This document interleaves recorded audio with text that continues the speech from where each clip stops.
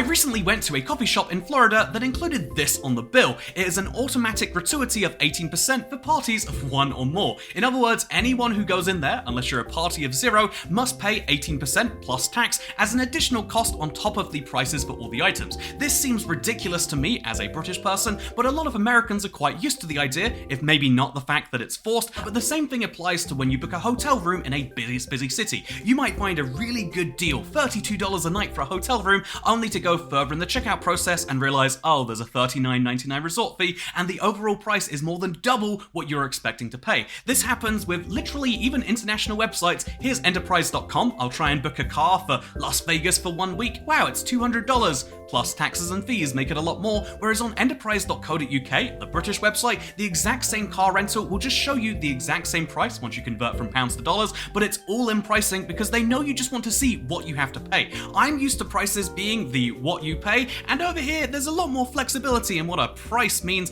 and this is one of the many differences I've spotted while spending a lot of the last few years living here in the US. I love a lot of things about this country, and indeed about my home country of the UK, as well as hate things about both countries and wish they could improve, and so I figured I'd make a few videos just to explain one of my biggest gripes, because we have to, although tipping is the one that most people encounter first, and my god is tipping an interesting world that we have to talk about, I think the resort fee is perhaps the easiest one to start with, because resort fees actually are a really good thing for the end consumer if you just ignore the one really deceptive bit about them. So obviously when you get tricked by a resort fee, that's objectively terrible, but when resort fees become so common, like they have here in Las Vegas, they actually sort of help you, the end consumer, out. So here's the deal with that. When you book with a hotel website, hotels.com, Trivago, Kayak, whatever it is, they are basically taking a commission when they give your hotel booking to the hotel people. If any hotel website wanted to not be connected to the global engines, they'd lose so many rooms, and so they have to pay up to 30% off the hotel room price. The resort fee, which is, by the way, if you ever try to get it removed, you might think, oh, well, the resort fee pays for, they say for like internet and pools and things that are not a hotel room, and so, you might think, can I get this removed? Legally speaking, you should be able to, but no state, no federal, it's not being enforced in any real way. You have to pay it, and if you don't, they'll just say, well, you can't stay in your hotel room because you're on the resort, and there's the resort fee here, which again, that feels so bad. That feels deceptive. That feels like it's not a fee, it's actually part of the cost of the experience. But the one benefit is that the 30% that the hotel websites take does not apply to this resort fee. And so, honestly, you can kind of see the argument for this. This is what budget airlines do too. This is what all sorts of other airlines do. If you ever look at the fare on your ticket, it might be a £15 fare from London to Las Vegas as an example, but then it'll have like £385 of taxes and fees and fuel surcharges. It's like, what is an airline ticket if not paying for the fuel? Can you buy the airline ticket without those fuel surcharges? Well then no, they're part of the fare, but not as far as travel agents are concerned, and so they kind of are screwing the travel agent out their money, therefore arguably giving you a better deal. In reality, it never works out that way, but it is one of those cases where segregated pricing could benefit the end consumer. Maybe in the case of the enterprise website in America not showing you sales tax inclusive, maybe you don't pay sales tax. There are some people, I think like certain federal government employees don't know. There's a weird set of people who don't pay sales tax, and so maybe you like seeing it separated out. And for the 99% of us that do pay sales tax on the things we buy, it's good in that way. But yeah, it's one of those situations, it's one of those things where the cultural difference is, if you expect every single thing to have a catch, to have a little fee behind it, to ask like, okay, what's the real price? What am I paying? What payment do you want for the service you are giving me? If you know how to wrestle that out of people and choke them to death until they give it to you, then honestly, it doesn't matter that, Enterprise gives you a number, then you have to check later to see what the real number is. When you go to book a flight and it's like, oh, Spirit Airlines is the worst for this. They're like, oh, that was the price if you're a member of our $60 airline club. Obviously, if you haven't paid us $60, the fare is this. And it's like, how can you even justify these things? The answer is, if you're used to the idea that it's a scam, then maybe that's a good thing. But I don't think that's actually a great way for people to operate. And I think, honestly, even the restaurant industry is a great example of this to some extent as to how it feels to outsiders. But actually, everyone I've spoken, there's a decent proportion, let's say a quarter of Americans, who really hate the tipping system. We're going to talk about it now. We're going to... no, we won't. We'll save that just a little bit, because that's going to be... That's where you will unsubscribe. So I'll mention instead just another example of fees is being like, okay, here in Las Vegas, there are mountains. You can go skiing on the mountains, and so what does it cost for a day there? Well, it costs $49. Okay, that's if you have an $85 card. It costs $69 for a slope pass, which is really, really cheap, right? Except to get there, you have to drive. There's no shuttle. You can't take a rental service. You can't take Lyft or Uber. There's no way to get there without going through the parking, but there's a $10 parking fee. Wow, sucks to suck, doesn't it? And on top of that, there's like fees to get your. I remember like there's a locker fee, and like, well, they don't let you have things outside the lockers. They put them in lost and found. There's like a pretty decent fees to rent your stuff there, which has to be done in advance. There's so many additional fees that it cost well over $100 for my $69 day of skiing, which I didn't get to enjoy because it was so snowy and I had to record a video for a separate channel. But that's a point for a different time. Adding all these fees on there is something that like sucks to me. Is like, I feel tricked here. But it's pretty cool if you want to be like, oh, it only costs $69 to ski, and then only $10 to park, and then only if you just don't do the maths in your head, it's a really good deal. And that's where I think tipping is so genius. Tipping allows you to go to a restaurant, look at a price on the menu, and be like, wow, $24, that's really cheap. If I convert that back to pounds, I've seen like $11 cocktails and be like, wow, that's only £8 for a drink. Except, oh no, it's a restaurant, and the mandatory thing that comes at the end is like you add all the items together, every single one of them, doesn't matter how much effort or thought was required, and then you give a percentage off the bill as a reward, as a like a bounty to the server, the waiter, whatever you want to call it, who handed it to you. Wow, very generous of you. Obviously, if you could choose not to do this, it's an optional thing that everyone will think you're a bastard if you don't do. But like, yeah, it's this totally optional fee that comes at the end. Also, there's this tax that we don't include because 1% of people don't pay it, so why would we include it in the prices? Ha ha ha ha ha! How fun of us! We're quirky. But the interesting thing about the tipping system, I don't want to dive too deep into it. I feel like you can make a whole iceberg video diving into the layers of this. Is that really? It makes no sense. You're paying for service, right? You're paying a gratuity, a thank you, if you really will. But the thing about paying a service, the thing about paying one of these fees as a thank you, is it's like, well, it's not a thank you if it's expected, is it? The moment a thank you becomes expected, it stops being like a nice gesture between people, and it becomes like a normal part of day-to-day society. In the same way, you don't have to thank people when they don't murder you on the subway. You don't have to thank someone when they tip you, because like, yes, of course you gave me money on top of the food you ordered, because you're not a bastard who doesn't do that. That's the whole system. There are certain groups of people, like, I won't dive into most of them, but church people are the one group I can say is like where people are known for not doing that, but also certain other groups where they're like, oh, these people are mean and they don't usually tip. And it's like, so if there's going to be a tipping system where you judge people and you hate them for not doing well, shouldn't you pay before? Shouldn't you say, here is the level of service that I like? I would like to have a level of service that is bare minimum. Charge me $2, the amount to pay the waiter's wage for the next 15 minutes or whatever that is. Or you could say, I want the best. I want you to come around every 5 minutes, ask if I want a refill. I don't want a refill every 5 minutes, but I want to feel like someone cares. People like that should be paying the massive tips as like whoa, you did that. And people who are perfectly fine with like, yeah, honestly, just leave me alone so I can eat my food, should pay less. That is a system you could argue by if it's going to be that way, but it's not. It's a flat-based system. Again, it's really weird because America is like... See, tipping, you could talk about it forever, but I just want to say it's an additional fee that you don't think about until after you're done eating. You think about it as, I will buy my food, and oh, there's a tax on that food, and oh, there's a tip, and oh, well, also, like, people love to think about things as being segregated. That's the only way I think I can, because understand the American system as being better, right? Is either people are genuinely tricked, and so it's a good business practice, because every now and then you do find somewhere that includes, you find somewhere that's like, yeah, our prices include tax, or our prices include an 18% gratuity. Every now and then you find that sort of thing, but most places are like, no, we want you to think we're cheap, and then we'll trick you at the last minute. And it's like, is that good? Is that a benefit? Do people love this? And the answer must be either not yes, but it's so culturally ingrained that how could you live with anything else? And it's one of those interesting cultural differences where is it a good thing? Is it a bad thing? You only can really decide that for yourself. But I think, with tipping is the big example where it's like a debate, because of course, tipped employees, a lot of people think that tipped employees hate tips. Tipped employees love tips. It means that instead of making, $10, $12, $15 an hour, whatever the job would be for air quotes, unskilled labor, you can make, if I order $200 worth of, steak, that takes the same work as $20 worth of steak, but they make 10 times more now. They are loving that I ordered more food, which maybe the restaurant loves that they love that I order more food, because they're going to be like, oh yes, try the Cajun ribeye, bone-on, dry-aged 12 days. Also, try our finest cocktails. Maybe there's some benefit that way, but I've yet to really truly understand it. It just feels as though it's one of those things where people love the whole secret societal contract of it, and that is a real problem. The secret societal contract causes all sorts of issues. I don't deal with this personally, but a lot of people I know are like, oh god, so scared of overdrafts. Also, I can't use ATMs because they cost money. Like, bank accounts cost money to leave open here as like a secret fee. Like, you gotta pay the bank their money. The bank does all the banking for you, and you're not gonna pay them a little bit. You don't tip your bank.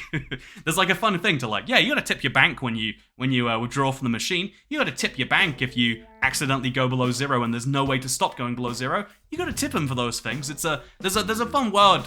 There's a fun way to describe all these things. But the worst fee has to come from buying a home. So I am gonna share some personal details here, way overshare. But if you want to know, I sold a house in the UK. I think it's important to go through this. And I sold a house in the UK recently, and it sold for $250,000 Great British pounds, right? And so, what do you think I paid to sell the house? Well, the estate agent, they take a 1% fee. Sometimes that is plus. It's like 1.2%, you pay 1% plus, VAT. But like, it's usually about 1%, maybe closer to 2 sometimes. But 1% is the standard across most of the industry. So I paid £2,500 off that price, which sounds like, honestly, I think it sounds quite high to me, because what do they really do? They list it on a website and then they like take phone calls all day. Maybe they take a few people around the house. Do they earn £2,500? There's a whole debate about that, but they certainly didn't earn a lot more than that. And also, it's not that they take 1% of the proceeds, right? They take 1% of the sale price.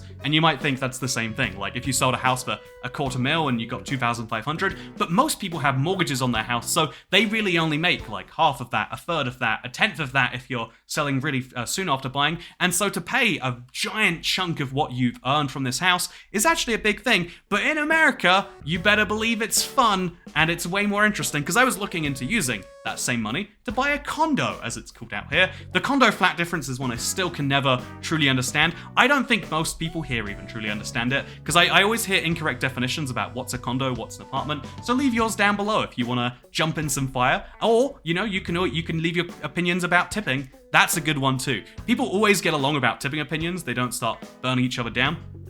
Anyway, so that's the house buying process in the UK. How does it work in the United States of America? Well, you go to you go on your Zipler, it's called Zillow here. It's Zoopla in the UK. Anyway, you go on your Zillow and you type in what you want to buy, and you see a place you really like. Let's just say I found a place for $200,000, and so it's like, okay, so $200,000. The way that works is you would transfer $200,000 to the buyer, and then you get a house, right? And obviously, there's lots more processes in there, and it's a better process in a lot of ways, in the sense that when you make your offer on the house, it gets legally binding really quick. In the UK, it's not legally binding till a week before you get the keys. It's a really stressful process for everyone involved. But here, once you make the offer, you're very close to legally bound in there. There are costs that can be incurred if you try to back out, and I think that's an interesting system by comparison. But anyway, yeah. So what do you expect that the buyer pays when he sells that $200,000 property to you? Would you guess 1% like in the UK? Wrong, 2.5%. And it's like, well, okay, that's kind of fine, right? Like, okay, you pay 2.5%, and that's $5,000 by comparison to $2,500, but that's kind of fine. Except, just kidding, he pays 2.5%, but as a buyer, there is a mandatory fee of 2.5% as well. There is a buyer and a selling agent, and they both get 2.5 times what you get in the UK. Also, there are other fees on top of this, of course. Like, well, you gotta help out, and you gotta give them their fees if they come around, they do some surveys. You gotta pay for all the additional stuff on top of that. 2.5% is the starting price, and it's like, whoa, how can you just hide it? I guess it's not hidden. Once you're used to the process here, it's like, yeah, a $200,000 house actually costs $210,000. Of course, you're an idiot if you don't know that. But it's one of those things where it's like, yeah, every part of society here has some additional fee that you don't know about till you get there. whether it's the parking, you know, there's always extra ways to get a little bit of extra money out of you. And I used to think for so long, like, man, this is like, you know, the narrative you'll see online is like, yes, scummy American capitalists, they take the money and then they take more money because evil is evil system.